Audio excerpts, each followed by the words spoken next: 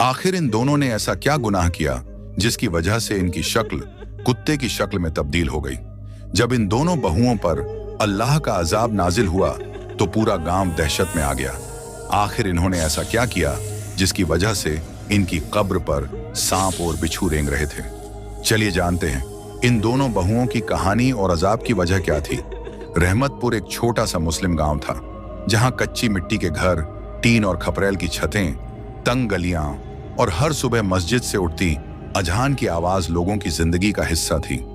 उसी गांव की आखिरी गली में एक पुराना सा कच्चा घर था जिसकी दीवारों पर समय की दरारें साफ दिखाई देती थीं।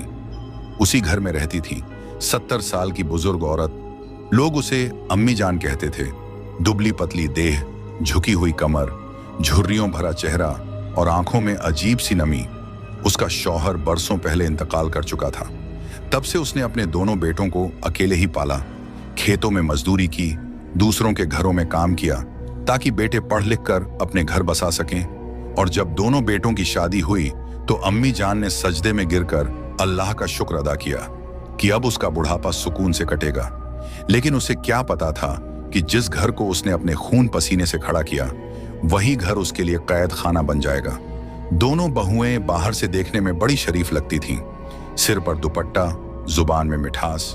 मोहल्ले में किसी से भी मिलती तो कहती, हमारी अम्मी तो हमारे लिए रहमत हैं। लेकिन जैसे ही दरवाजा बंद होता कच्चे घर की दीवारें उनके असली चेहरे की गवाह बन जाती। सुबह अजान के साथ अम्मी जान उठ जाती, वुजू करती, कांपते हाथों से नमाज पढ़ती और सजदे में देर तक बैठी रहती। शायद अल्लाह से ताकत मांग रही होती, क्योंकि नमाज खत्म होते ही उनके लिए आराम नहीं बल्कि जुल्म का एक और दिन शुरू हो जाता। अम्मी, अभी तक चूल्हा नहीं जला? एक बहू की कड़क आवाज आती। ठंडी सुबह में भी अम्मी जान को हैंडपंप से पानी भरना पड़ता, उपले सुलगाने पड़ते, आंखों में धुआं भर जाता, लेकिन उफ तक नहीं करती। अगर हाथ कांप जाए या जरा देर हो जाए तो ताना मिलता। अब बुढ़ापे में बस बैठना ही आता है। रोटी बेलते वक्त आटा हाथों से चिपकता तो कहा जाता, देखो कितना आटा खराब कर दिया। कभी जानबूझकर नमक ज्यादा बता दिया जाता, कभी दाल पतली होने पर चिल्लाया जाता। और जब बेटों के खेत से लौटने का वक्त नजदीक आता तो वही बहुएं अचानक बदल जाती। अम्मी जान को चारपाई पर बिठा दिया जाता, सिर पर दुपट्टा ठीक कर दिया जाता और मीठी आवाज में कहा जाता, अम्मी आप आराम करो। अम्मी जान सब समझती थी, लेकिन उनकी जुबान पर ताला लगा रहता, क्योंकि उन्होंने कई बार देखा था कि अगर सच बोला तो रात में और ज्यादा जुल्म होगा। दिन ढलते ही एक बहू खाट पर लेट जाती और कहती, अम्मी पैर दबाओ, ठीक से नहीं दबा रही। दूसरी बहू हुक्म देती, जरा पानी ले आओ, जबकि खुद अम्मी जान की प्यास से जुबान सूख रही होती।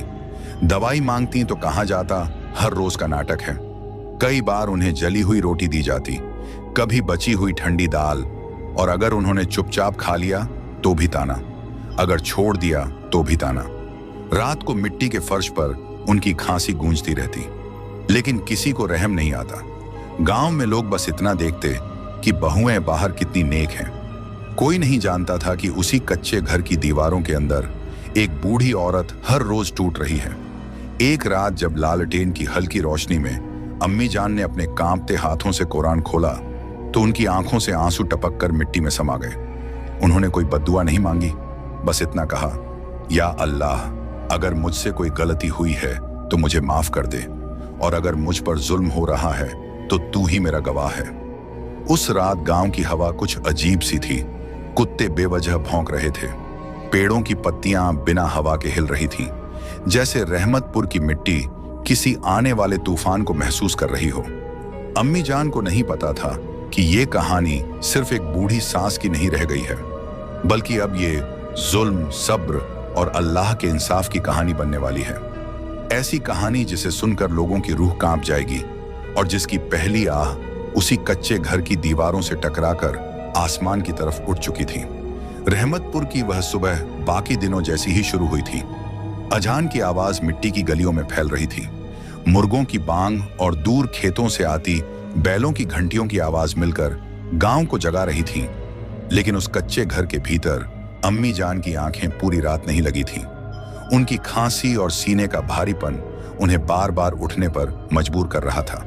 फिर भी फज्र की अजान सुनते ही उन्होंने खुद को संभाला, वुजू किया और मिट्टी के फर्श पर बिछी पुरानी चटाई पर नमाज में खड़ी हो गईं। सजदे में उनकी पेशानी देर तक जमीन से लगी रही, जैसे वह अल्लाह से कुछ कह रही हों जो जुबान पर नहीं आ पा रहा था। नमाज खत्म होते ही बाहर से बहू की आवाज आई, अम्मी जल्दी करो, आज काम ज्यादा है। अम्मी जान ने कोई जवाब नहीं दिया, बस धीरे से उठी और रसोई के कोने में रखे चूल्हे के पास बैठ गईं। उपले सुलगाए तो धुआं आंखों में भर गया, आंखें जलने लगीं, लेकिन बहू की बेरुखी भरी निगाहों के डर से उन्होंने आंसू पोंछ लिए। एक बहू पास खड़ी होकर देखती रही और बोली, देखो चाय ठीक से बननी चाहिए, आज मेरे मायके से लोग आने वाले हैं। अम्मी जान के हाथ कांप रहे थे। चाय उफन कर चूल्हे पर गिर गई तो बहू का गुस्सा फूट पड़ा, अब ये भी नहीं कर सकती। उसी वक्त दूसरी बहू आंगन में आई और बिना देखे बोल दी, अम्मी गोबर उठाकर बाहर फेंक दो, बदबू आ रही है। ठंडी जमीन पर झुकते वक्त अम्मी जान की कमर में तेज दर्द उठा, लेकिन उन्होंने दांत भींच लिए, जैसे हर दर्द को चुपचाप सह लेना ही उनकी आदत बन चुका हो। सुबह होते होते पूरा घर उनकी मेहनत से चल पड़ा, लेकिन उन्हें खुद के लिए 2 पल का सुकून नहीं मिला। जब दोनों बेटे खेतों के लिए निकले तो बहुओं का रवैया और सख्त हो गया। अब यहां बैठकर सुस्ताओ मत, कपड़े धोने हैं। हैंडपंप से पानी भरते वक्त रस्सी उनके हाथ से छूट गई। बाल्टी की आवाज से बहू चौंक गई और चिल्लाई, हर चीज तोड़ने का ठेका लिया है क्या? अम्मी जान ने सिर झुका लिया। उनके दिल में एक अजीब सा डर बैठता जा रहा था, जैसे जुल्म की यह आग अब किसी अंजाम की तरफ बढ़ रही हो। दोपहर में उन्हें जली हुई रोटी और पतली दाल दी गई। जब उन्होंने धीरे से कहा, दवा खानी है, तो जवाब मिला, पहले काम पूरा करो। सूरज ढलने लगा तो बहुएं खाट पर लेट गईं। अम्मी पैर दबाओ। उनके हाथों में जान नहीं बची थी, फिर भी उन्होंने दबाना शुरू किया। अचानक एक बहू ने पैर झटकते हुए कहा, ऐसे नहीं, जोर से। उसी पल अम्मी जान के हाथों में झटका सा लगा, जैसे नसें जवाब दे रही हों। रात गहराने लगी, लालटेन जली, कच्चे घर की दीवारों पर साए नाचने लगे। बाहर हवा कुछ ठंडी और भारी हो गई। कुत्तों के भौंकने की आवाज बार बार आने लगी। अम्मी जान अपने कोने में बैठी रहीं। उनकी सांसें तेज थीं। उन्होंने कौरान खोला, लेकिन आंखें धुंधली हो रही थीं। तभी एक बहू ने ताना मारा, अब फिर नाटक शुरू। उन शब्दों ने जैसे उनके दिल में आखिरी कील ठोक दी। उस रात उन्होंने खाना नहीं खाया, बस पानी पिया और लेट गईं, लेकिन नींद नहीं आई। आधी रात को उन्हें लगा जैसे घर के बाहर कोई चल रहा हो। मिट्टी की जमीन पर कदमों की आहट, फिर अचानक सन्नाटा। उनका दिल जोर जोर से धड़कने लगा। उन्होंने उठकर दुआ पढ़नी शुरू की। उसी वक्त बाहर तेज हवा चली, दरवाजा अपने आप हिलने लगा। बहुएं घबरा कर उठीं। एक ने कहा, अजीब हवा है। दूसरी ने जवाब दिया, तू चुप रह, सो जा। लेकिन अम्मी जान की रूह कांप रही थी। उन्हें ऐसा लग रहा था जैसे रहमतपुर की मिट्टी, उसकी हवाएं, उसकी रातें सब गवाह बन रही हों। अगले कुछ दिनों में बहुओं का जुल्म और बढ़ गया। छोटी छोटी बातों पर चीखना, दूसरों के सामने बेइज्जती करना। गांव की औरतें जब मिलने आती तो बहुएं हंसकर कहती, अम्मी को तो हम कुछ करने ही नहीं देते। और अम्मी जान पीछे से बस चुपचाप देखती रहती। उनके अंदर कुछ टूट चुका था। एक शाम मस्जिद से लौटते एक बुजुर्ग ने अम्मी जान को थके हुए देखा और पूछा, बहन सब ठीक है? अम्मी जान की आंखें भर आईं, लेकिन उन्होंने बस इतना कहा, अल्लाह सब देख रहा है। उसी रात उन्होंने फिर सजदे में देर तक रोते हुए दुआ की। उनकी आवाज कांप रही थी, या अल्लाह, अगर ये जुल्म मेरी परीक्षा है तो मुझे सब्र दे, और अगर ये हद से बढ़ गया है तो तू खुद इंसाफ कर। दुआ खत्म होते ही एक अजीब सी शांति उनके चेहरे पर आ गई, लेकिन उसी के साथ रहमतपुर की रात और डरावनी होती चली गई। दूर कहीं उल्लू की आवाज आई। हवा में अजीब सी सनसनाहट फैल गई, जैसे आने वाले दिनों में कुछ ऐसा होने वाला हो जिसे न तो बहुएं समझ पा रही थीं और न ही पूरा गांव। और उस कच्चे घर की दीवारें जो हर जुल्म की गवाह थीं, अब किसी बड़े राज को अपने भीतर समेटे चुपचाप खड़ी थीं। रहमतपुर में दिन बीतते जा रहे थे, लेकिन उस कच्चे घर के भीतर वक्त जैसे ठहर गया था। अम्मी जान की जिंदगी अब सिर्फ काम, ताने और खामोशी के बीच सिमट कर रह गई थी। उनकी कमर और ज्यादा झुक गई थी। आंखों की रोशनी कम होती जा रही थी। लेकिन बहुओं के दिल में न नरमी आई और न डर, बल्कि जुल्म एक आदत बन चुका था। सुबह उठते ही पहला हुक्म, अम्मी जल्दी बाहर झाड़ू लगाओ, मोहल्ले की औरतें देख लेंगी तो क्या कहेंगी। मिट्टी की झाड़ू से आंगन साफ करते हुए उनके हाथ कांपते, धूल उड़कर सांसों में भर जाती। खांसी रुकने का नाम नहीं लेती, लेकिन किसी को फर्क नहीं पड़ता। कई बार जानबूझकर उन्हें धूप में खड़ा कर दिया जाता। यहां बैठकर सब्जी साफ करो। दोपहर की तेज धूप में उनका सिर चकराने लगता। फिर भी अगर जरा सा बैठ जाती तो ताना मिलता, अभी से मरने का नाटक मत करो। एक दिन हैंडपंप से पानी भरते हुए उनका पैर फिसल गया। वह गिरते गिरते बची, घुटने से खून रिसने लगा। उन्होंने डरते डरते कहा, जरा पट्टी चाहिए। बहू ने ठंडी निगाह से देखा और बोली, इतनी सी बात पर रोना, और कपड़े का पुराना टुकड़ा फेंक दिया।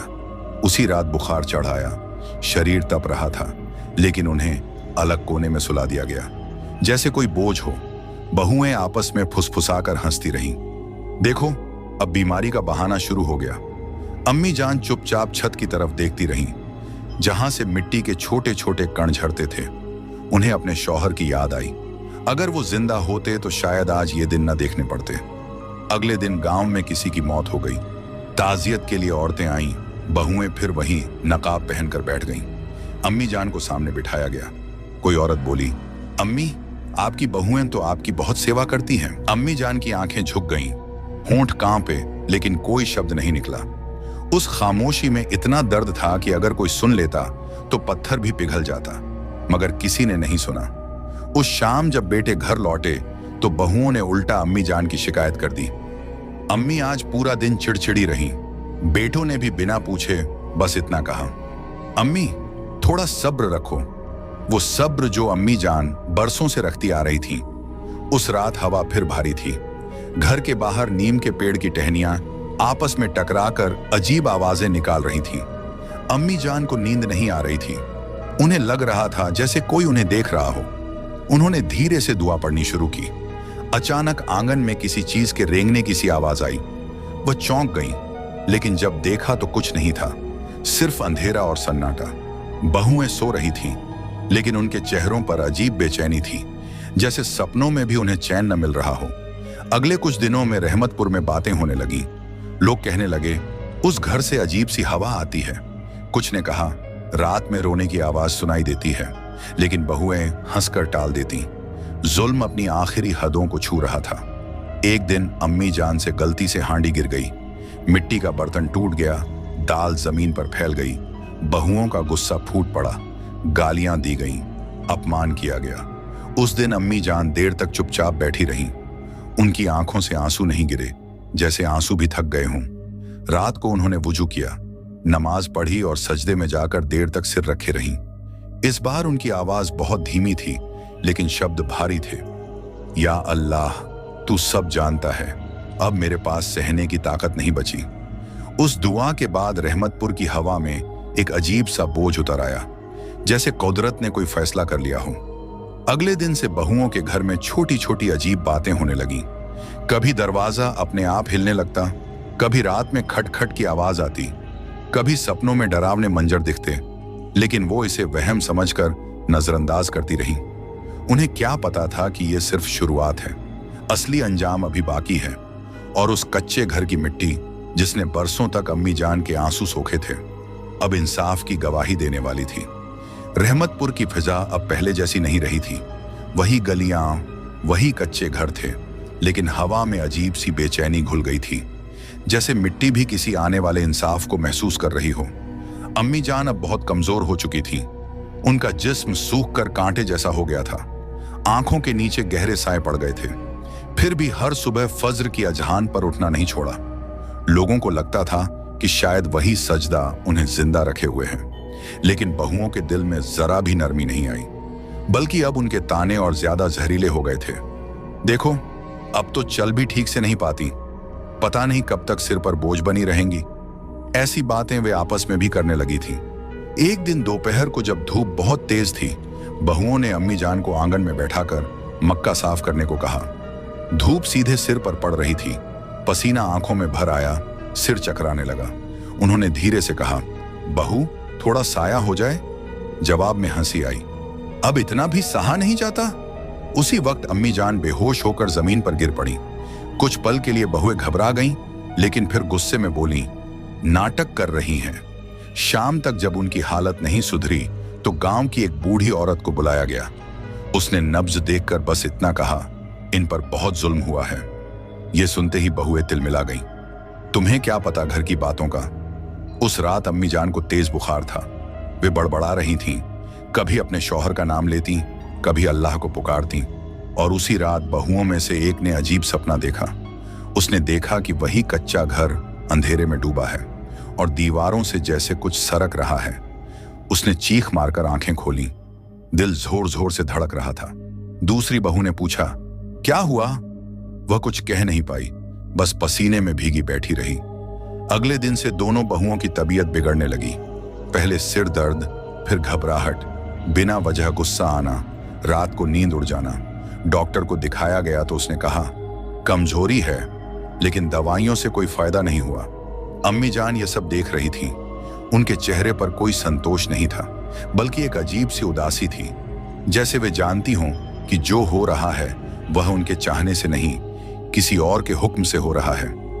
एक शाम जब अम्मी जान मस्जिद के पास से गुजर रही थी तो इमाम साहब ने उन्हें बैठाया और कहा, बहन, सब्र करने वालों के साथ अल्लाह होता है। अम्मी जान की आंखों से आंसू बह निकले। उन्होंने कहा, मैंने तो कभी किसी का बुरा नहीं चाहा। उसी रात रहमतपुर में तेज आंधी आई। कच्चे घरों की छतें चरमराने लगीं। उस घर का दरवाजा बार बार खुलने और बंद होने लगा। बहुएं डरकर एक दूसरे से चिपक गईं। बाहर से जैसे किसी के चलने की आवाज आ रही थी, लेकिन बाहर कोई नहीं था। अम्मी जान अपने कोने में बैठी आयतें पढ़ती रहीं। उनकी आवाज कांप रही थी, लेकिन उसमें अजीब सी ताकत थी। आंधी थमी तो सन्नाटा छा गया, और उसी सन्नाटे में पहली बार बहुओं के दिल में डर ने घर कर लिया। अगले कुछ दिनों में उनकी हालत और बिगड़ती गई। एक बहू के हाथ अचानक सुन्न पड़ने लगे। दूसरी को चलने में परेशानी होने लगी। वे चिड़चिड़ी हो गईं, छोटी छोटी बातों पर रोने लगी। और अम्मी जान, वह अब भी वही थी, कमजोर लेकिन सब्र से भरी हुई। उन्होंने किसी से कुछ नहीं कहा, किसी से शिकायत नहीं की। बस रात के अंधेरे में सजदे में गिरकर इतना कहती रहीं, या अल्लाह, तू इंसाफ करने वाला है। रहमतपुर के लोग अब कानाफूसी करने लगे थे। उस घर में कुछ तो गड़बड़ है। मजलूम की आह कभी खाली नहीं जाती। लेकिन बहुएं अब भी इसे वहम समझ रही थीं। उन्हें क्या पता था कि यह डर, यह बीमारी, यह बेचैनी सिर्फ शुरुआत है। असली मंजर अभी बाकी है, और कुदरत का फैसला अब बहुत करीब आ चुका है। रहमतपुर के लोग अब साफ महसूस करने लगे थे कि उस कच्चे घर के साथ कुछ गलत हो रहा है। सुबह जब मस्जिद से लौटते तो बहुएं दरवाजे पर बैठी दिखती। आंखों में नींद नहीं, चेहरे पर स्याही सी छाई हुई, जैसे रातों को कोई उन्हें सोने नहीं देता हो। एक बहू बार बार अपने हाथों को देखती रहती। उसे लगता जैसे उंगलियों में जान नहीं बची। दूसरी बहू चलते चलते अचानक रुक जाती, जैसे जमीन ने उसके पांव पकड़ लिए हों। डॉक्टर, हकीम, ताबीज, सब कुछ आजमा लिया गया, लेकिन हालत सुधरने के बजाय बिगड़ती चली गई। रात होते ही उनके शरीर में अजीब ऐंठन होने लगती, सांस तेज हो जाती, और कई बार वे बिना वजह चीख पड़ती। अम्मी जान यह सब देखती तो उनकी आंखों में डर नहीं, बल्कि एक गहरी उदासी होती, जैसे वे जानती हों कि इंसाफ का वक्त आ पहुंचा है। लेकिन उनका दिल अब भी किसी का बुरा नहीं चाहता। एक रात दोनों बहुएं एक साथ बिस्तर पर तड़प उठी। पसीना ऐसा जैसे बारिश, मुंह से अजीब अजीब आवाजें निकलने लगीं। बेटे घबरा गए। पूरे गांव में हड़कंप मच गया। लोग दौड़ते हुए आए। किसी ने कहा, फौरन शहर ले चलो। लेकिन रास्ते में ही एक बहू की सांस टूट गई, और थोड़ी देर बाद दूसरी भी बेसुध हो गई। घर में सन्नाटा छा गया। वही घर जो कभी अम्मी जान के आंसुओं से भरा रहता था, अब मौत की खामोशी ओढ़ चुका था। सुबह होते होते दोनों बहुओं के इंतकाल की खबर पूरे रहमतपुर में फैल गई। लोग हैरान थे। कल तक जो औरतें दूसरों पर हुक्म चलाती थीं, आज मिट्टी के नीचे जाने वाली थीं। जनाजे की तैयारी हुई। औरतें रो रही थीं, मर्द खामोश थे। अम्मी जान एक कोने में बैठी थीं। उनकी आंखों से आंसू बह रहे थे, लेकिन उन आंसुओं में कोई जीत नहीं थी, बस दर्द था। जब कब्रिस्तान ले जाया गया तो अजीब सा सन्नाटा था। हवा भी जैसे थमी हुई थी। दोनों बहुओं को अलग अलग कब्रों में दफनाया गया। मिट्टी डाली गई, लोग दुआ पढ़ने लगे, लेकिन तभी कुछ ने महसूस किया कि जमीन से अजीब सी आवाजें आ रही हैं, जैसे कोई फुसफुसा रहा हो। किसी ने डर कर पीछे मुड़कर देखा, किसी की रूह कांप उठी। एक बूढ़े ने धीमी आवाज में कहा, ये आम मौत नहीं है। लोग जल्दी जल्दी दुआ पढ़कर वहां से हटने लगे। अम्मी जान कब्रिस्तान से लौटते वक्त बार बार पीछे देखती रहीं। उनके दिल में डर नहीं, बल्कि एक अजीब सा बोझ था। उस रात रहमतपुर में कोई चैन से नहीं सो पाया। लोग कहते रहे, मजलूम की आह लगी है। और उस कच्चे घर में जहां कभी जुल्म हुआ था, अब सिर्फ खामोशी और इबरत बाकी रह गई थी। लेकिन कहानी यहीं खत्म नहीं हुई थी। असली डर तो अब शुरू होने वाला था। रहमतपुर में दोनों बहुओं के इंतकाल के बाद कुछ दिन तक एक अजीब सी खामोशी छाई रही। लोग आपस में नजरें मिलाने से बचते थे। हर कोई अपने दिल में डर समेटे हुए था। कब्रिस्तान की तरफ जाने वाला रास्ता सूना पड़ गया था, मगर चौथे ही दिन से रात के वक्त वहां से ऐसी आवाजें आने लगीं कि पूरे गांव की नींद उड़ गई। पहले लोगों ने सोचा शायद कुत्ते या सियार होंगे, लेकिन जब वही आवाजें लगातार आने लगीं, कभी सिसकियों जैसी, कभी किसी के तड़पने जैसी, तो डर ने सबके दिल में घर कर लिया। एक रात कुछ नौजवान हिम्मत करके कब्रिस्तान के पास गए। चांदनी रात थी, कब्रें साफ दिखाई दे रही थीं। अचानक उन्हें दोनों नई कब्रों के पास मिट्टी के हिलने की आहट महसूस हुई, जैसे जमीन के नीचे कुछ रेंग रहा हो। फिर अचानक तेज फुफकार जैसी आवाज आई। किसी ने डर के मारे या अल्लाह कहा और पीछे हट गया। उसी वक्त उन्होंने देखा कि कब्रों के पास से सांप और बिच्छुओं जैसी परछाइयां मिट्टी में गुम हो रही हैं, और उन कब्रों से ऐसी चीखों जैसी आवाजें आ रही थीं जिन्हें सुनकर इंसान की रूह कांप जाए। ऐसा लगता था जैसे कोई रहम की भीख मांग रहा हो, लेकिन आवाजें मिट्टी के नीचे दबकर रह जाती थीं। अगले दिन यह बात पूरे रहमतपुर में आग की तरह फैल गई। बूढ़े बुजुर्गों ने कहा, यह कब्र का अजाब है। इमाम साहब ने लोगों को समझाया कि जुल्म का अंजाम बहुत सख्त होता है और मजलूम की आह सीधे अर्श तक जाती है। लोग डर के मारे उस कब्रिस्तान का नाम लेने से भी कतराने लगे। रात में कोई उधर से नहीं गुजरता था। कुत्ते भी उस तरफ जाने से बचते थे। वहीं दूसरी तरफ अम्मी जान की हालत भी धीरे धीरे बदलने लगी थी। बहुओं के जाने के बाद पहली बार उनके चेहरे पर एक अजीब सी थकान के साथ सुकून झलकने लगा था, लेकिन उनके दिल पर बोझ था। वे अक्सर रात में उठकर दुआ करती और कहती, या अल्लाह, मैंने कभी बद्दुआ नहीं दी, तू जानता है मेरा दिल साफ है। एक रात उन्होंने सपना देखा कि वे उसी कच्चे घर के आंगन में खड़ी हैं और जमीन से आवाज आ रही है, हमें माफ कर दो। अम्मी जान घबरा कर उठ गईं, पसीने से भीगी हुई। उन्होंने हाथ उठाकर दुआ की, या रब, इंसाफ तेरा काम है, रहम भी तेरा। उसी सुबह वे बहुत कमजोर महसूस करने लगी, जैसे उनकी उम्र अचानक बढ़ गई हो। गांव की औरतें उन्हें देखने आईं। किसी ने उनके पैर छुए, किसी ने रोते हुए कहा, अम्मी, हमें माफ कर देना, अगर कभी हमने आपकी कदर नहीं की।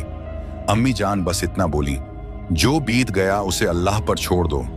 कुछ ही दिनों बाद फज्र की नमाज के बाद अम्मी जान चुपचाप अपने बिस्तर पर लेट गईं।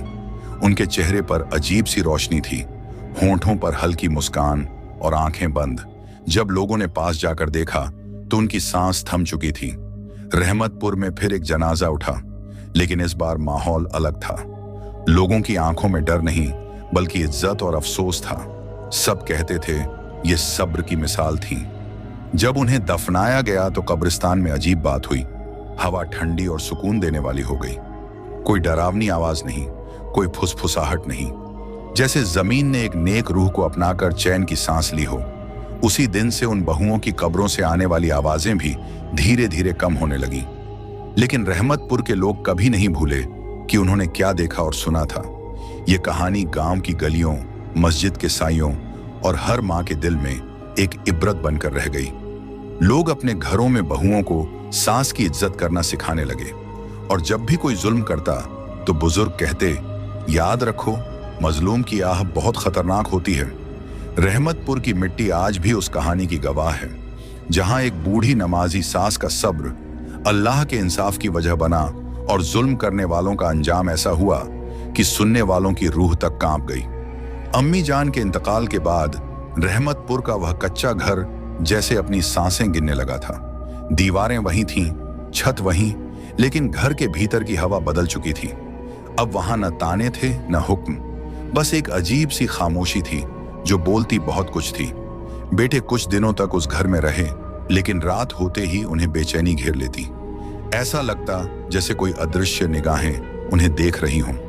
कभी आंगन में मिट्टी के खिसकने की आवाज आती, कभी चूल्हे के पास हल्की सी सरसराहट, और कभी आधी रात को अचानक ठंडक इतनी बढ़ जाती कि बदन कांप उठे। एक रात बड़े बेटे ने सपने में अम्मी जान को देखा। वही झुकी हुई काया, वही सादा लिबास, लेकिन चेहरे पर शिकवा नहीं था, बस गहरी उदासी थी। उन्होंने कुछ नहीं कहा, बस उसकी तरफ देखा और नजरें झुका लीं। वह घबरा कर उठ बैठा, दिल जोर जोर से धड़क रहा था। सुबह उसने छोटे भाई को सब बताया तो वह भी सन्न रह गया, क्योंकि उसने भी वैसा ही सपना देखा था। दोनों भाइयों के दिल में पहली बार वह बोझ उतरा जिसे अम्मी जान जिंदगी भर ढोती रहीं। उधर गांव में कब्रिस्तान की बातें अब भी रुक नहीं रही थीं। लोग कहते थे कि कभी कभी आधी रात को उन दो कब्रों के पास मिट्टी अपने आप बैठ जाती है, जैसे अंदर कोई अब भी चैन से नहीं है। कुछ ने कहा कि उन्होंने सांपों को वहां से निकलकर झाड़ियों में जाते देखा। कुछ ने कसम खाकर कहा कि बिच्छू जैसे साये मिट्टी में समा जाते हैं। और उन सब के बीच एक बात साफ थी कि अम्मी जान की कब्र के पास हमेशा अजीब सी ठंडक और सुकून रहता। वहां बैठते ही दिल हल्का हो जाता, जैसे कोई दुआ कबूल होने की जगह हो। एक शाम इमाम साहब कुछ बुजुर्गों के साथ वहां गए। उन्होंने कुरान की तिलावत की, बहुओं की कब्रों पर भी फातिहा पढ़ी, लेकिन जैसे ही उन कब्रों का जिक्र आया, हवा तेज हो गई, पत्ते सरसराने लगे और कुछ पल के लिए सबकी आवाजें कांप गईं। इमाम साहब ने आंखें बंद कर लीं और कहा, यह कहानी डराने के लिए नहीं, सिखाने के लिए है। उसी रात रहमतपुर में एक अजीब वाकया हुआ। उस कच्चे घर की दीवार का एक हिस्सा अचानक ढह गया। किसी को चोट नहीं आई, लेकिन लोग जमा हो गए। मिट्टी हटाई गई तो वहां से अम्मी जान की पुरानी तस्बीह निकली, वही तस्बीह जिससे वह रातों को दुआ किया करती थीं। उसे देखकर औरतों की आंखों में आंसू आ गए। किसी ने कहा, यह निशानी है। उस दिन के बाद गांव की औरतों के लहजे बदलने लगे। बहुएं अपनी सासों से नरमी से बात करने लगीं। छोटी छोटी बातों पर सब्र सिखाया जाने लगा। बच्चों को बताया जाने लगा कि घर की सबसे बड़ी दौलत दुआ होती है। डर अब भी था, लेकिन वह डर अंधेरे का नहीं था, वह डर जुल्म करने के अंजाम का था। महीनों बीत गए, बरसात आई, कब्रिस्तान की मिट्टी बैठ गई, सांप बिच्छुओं की बातें कम होने लगीं। लेकिन रहमतपुर की रातों में जब भी हवा चलती, लोग खिड़कियां बंद करते हुए कहते, अम्मी जान की कहानी याद है? वह कहानी अब सिर्फ एक वाकया नहीं रही थी, वह हर घर का आईना बन चुकी थी। एक रात छोटे बेटे ने फैसला किया कि वह उस कच्चे घर को छोड़ देगा, लेकिन निकलते वक्त उसने पीछे मुड़कर देखा। उसे लगा जैसे दरवाजे पर कोई खड़ा है, सफेद सा साया, शांत, बिना आवाज के। उसने आंखें मली तो वहां कोई नहीं था, लेकिन दिल में एक अजीब सी तसल्ली उतर आई, जैसे किसी ने माफ कर दिया हो। वह चुपचाप निकल गया और कच्चा घर खाली रह गया। आज भी रहमतपुर से गुजरने वाले मुसाफिर जब उस घर के सामने से गुजरते हैं तो धीमी आवाज में कहते हैं, यहीं वो कहानी हुई थी। रात को कोई वहां नहीं रुकता, क्योंकि कहते हैं कि वहां न डर बसता है न साया। वहां बस एक मजलूम की दुआ गूंजती है जो इंसाफ में बदल गई। और अगर कोई उस कहानी को हल्के में ले तो रहमतपुर की मिट्टी आज भी याद दिलाती है कि जुल्म चाहे कितना भी छुपा हो, सब्र चाहे कितना भी खामोश हो, अल्लाह का इंसाफ जरूर आता है। कभी इस दुनिया में इबरत बनकर और कभी कब्र के सन्नाटे में ऐसी आवाज बनकर कि सुनने वालों की रूह तक कांप जाए। अगर इस सच्चे वाकये ने आपके दिल को झकझोर दिया हो, अगर इस कहानी ने आपको जुल्म से नफरत और सब्र से मोहब्बत करना सिखाया हो, तो इस वीडियो को सिर्फ देखकर मत छोड़िए, इसे उन लोगों तक जरूर पहुंचाइए जिन्हें आज भी सास, माँ या किसी मजलूम की आह की कदर नहीं है। वीडियो को लाइक कीजिए, अपनी राय कमेंट में जरूर लिखिए और ऐसी ही इबरतनाक सच्ची इस्लामिक कहानियों के लिए हमारे चैनल इस्लामिक फोल्डर को सब्सक्राइब करना मत भूलिए, क्योंकि शायद अगली कहानी किसी और की नहीं, हमारी या आपकी जिंदगी से जुड़ी हो।